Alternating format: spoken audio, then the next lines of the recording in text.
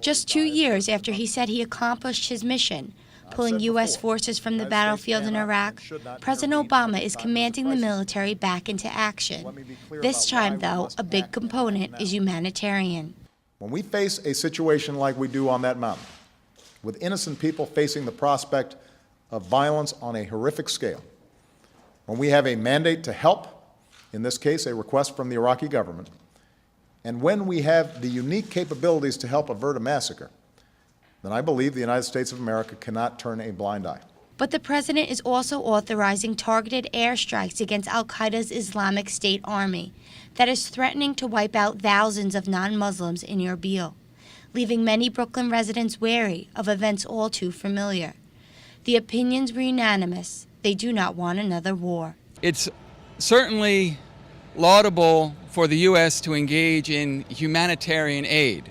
It's troubling to try and cover under that umbrella military strikes. War I don't like, but help the people that need. His children is dying.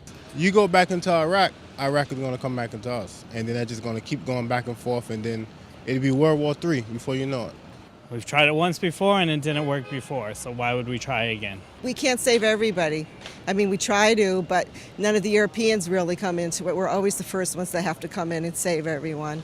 And I don't think the European Union does enough to help everybody either. I don't agree with the United States fighting everybody's wars. I mean, we have wars here to fight here in the United States. Why should we go over there and fight wars for somebody else?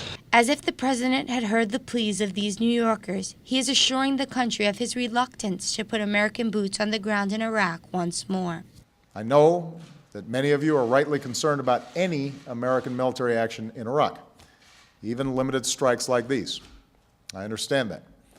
I ran for this office in part to end our war in Iraq and welcome our troops home, and that's what we've done. As Commander-in-Chief, I will not allow the United States to be dragged into fighting another war in Iraq. And so even as we support Iraqis as they take the fight to these terrorists, American combat troops will not be returning to fight in Iraq.